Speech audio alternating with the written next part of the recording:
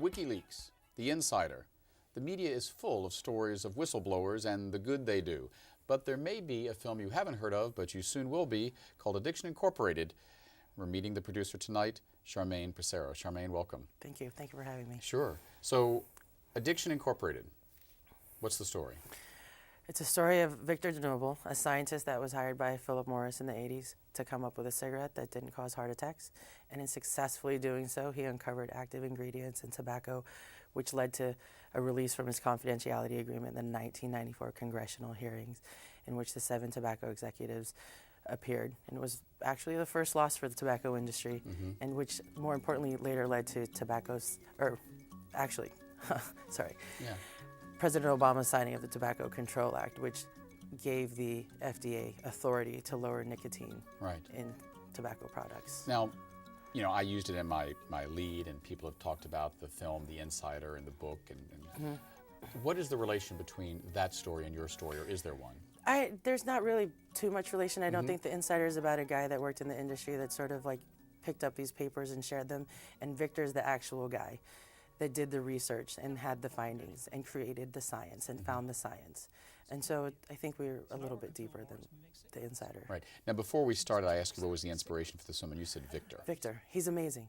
He risked his whole life and like just dedicated his whole life to share his science despite what obstacles they put in his way. And it's sort of the same thing that we've had to contend with this film. Like, we've had this film for a while, and we just felt like we need to tell this story because of him. So how did you get acquainted with Victor? How did the two of you come together?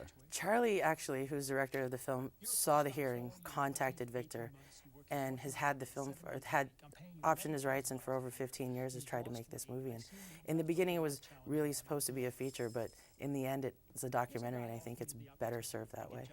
And where is the film now? I know it's been playing in Berkeley and around the Bay Area, but where else nationally? We're at San Diego, Chicago, Philadelphia, Seattle, St. Louis, Atlanta, Boston, and we're slowly building other cities. We hope to go to Sacramento, and we're in Columbus for a little bit, so we're starting it's a slow rollout, but we're getting out there. Now, you're a San Francisco gal, one of those rare people that's actually born here. I always say, if you're born here, where do you go? So, you know, how did a San Franciscan become a filmmaker with this sort of, or a producer of this sort of topic? I wanted to go away from home, so I went to UC Irvine, and I thought I wanted to go to law school, and then I decided that I wasn't going to reach the same amount of people being a lawyer, being in politics, as I would if I made a film. And I could really tell a lot more different stories. And because of that, I ended up making movies, because I just wanted to reach a larger audience. Now, you say the inspiration for this film was Victor, and you say he's amazing. But there must be something about the subject matter that you said, this is important information to get out. What is it about the subject matter that you feel that you need to get out? The information and knowledge and science that he had. I mean, there are millions of people that are addicted to cigarettes, and they don't know why, and it's because it changes your brain chemistry. And there's a lot of people that try to quit, and they think that they're not strong enough, or it's their willpower, and it's not. Your brain chemistry is forever changed when you smoke a cigarette, and it makes it that much harder to change it and to quit. And I felt that people needed to be empowered with that knowledge so they know what was really going on with them. And that was just, I just needed to tell that story, and I thought it was important. How did this film change your life?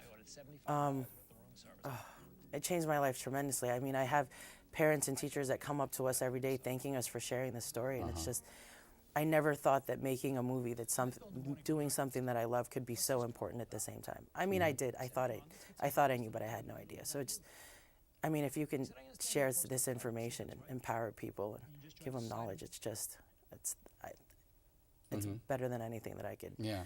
I mean, addiction is an issue that crosses all boundaries, all races, all socioeconomic strata.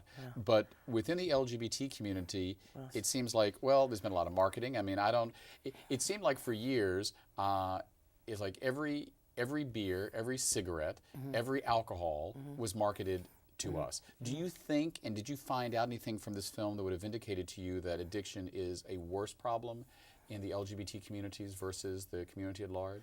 I mean, no, not necessarily. What I did find was that addiction doesn't discriminate. I do see that there's advertising and stuff in different communities. Like, I would leave my community and go to different communities, and you see like the billboards. But really at the end of the day, they're just trying to addict anybody, and it doesn't really matter. Like they knowingly put an additive in cigarettes, or there's something there that they know will addict people, and it doesn't discriminate. You can be black, white, gay, transvestite, anything. It doesn't matter. What do you think? Well, I'm sure Victor's told you. What is his feeling about this film? I mean, it's just sort of like a life. It's just been such. Without him, it wouldn't be it. He talks to over 300,000 kids and people a year about this, and this film hopefully will reach millions. And it's one of those, like, he's dedicated his life to us also. We're taking him around doing question and answers. I mean, it means a lot to him also that we've sort of seen his dedication and kind of fed off that, and really, I mean, without him there would be no movie. So did you ever smoke? Yes, I tried smoking when I was younger, and fortunately I didn't get addicted, and it was just one of those that you try it, you're a kid, you try it. And some kids aren't lucky enough, and they get addicted, and that's what is so wrong or so bad about cigarettes, is you can try and experiment, but you can get addicted. I luckily didn't, but yeah, I tried. So what happens now when you see someone, a friend or someone you care about who smokes? What do you do? I tell them. Are you like the terror of? No, because I believe that everyone can make their own choice. But I do tell them sometimes, it's like, you know, this is what happens to your brain. This is what happens when you smoke. You can do whatever you want. I'm not going to tell you what to do, but you should know what happens. And they know. I mean, because my friends know I've been working on this movie for 10 years. I moved to New York to make this movie, so they understand it. I'm not here to preach. I'm just here to share what I know. It's interesting, though. We've heard for years, and I'm from Richmond, Virginia, so I don't need to. Wow.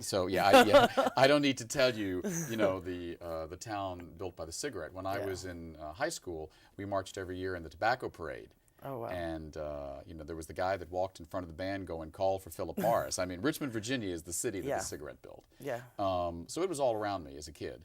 And then when it started becoming, I don't say popular, but you started hearing about the things that cigarettes did to your body, to your lungs, to your heart, to your pancreas. You're on a different track. You keep talking about what it does to your brain. Yeah. I mean, that's what Victor tells these kids. And these kids, when they hear that it changes their brain, and they're in school and they're building their brain, their eyes, all of a sudden they become focused, because it creates all those heart disease, cancer, it does all that. But the reason why it does that is because you're addicted, and the reason why you're addicted is because it's in your brain chemistry, and it changes it. So you can quit, but it will always be there, and you'll always be addictive. And then for a long enough time can pass, and you may not crave that. But the minute that you do and you try it again, it's just... So what you're saying is, in the same way that people who are in AA, they never say, "I'm no longer an alcoholic." They say, "I'm an alcoholic that never drinks." Right. So what you're saying is, if someone becomes addicted to cigarettes, they'll always be addicted. They're just a cigarette addict that doesn't smoke. Right. So it's like it's sort of like it could kind of remain dormant because you're not really addressing it, but it's always there. You're always addicted. In our last few moments, some advice for someone who's addicted to cigarettes. Oh wow, some advice if someone is addicted to cigarettes. Who's watching now? I learned today that there is such a thing as third-hand smoke.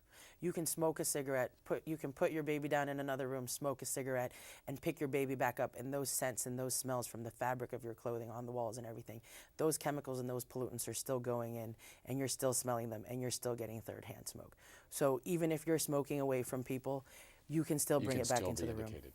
Thank you for being on the show. We've been speaking with Charmaine Parcero and the incredible new film, Addiction Incorporated.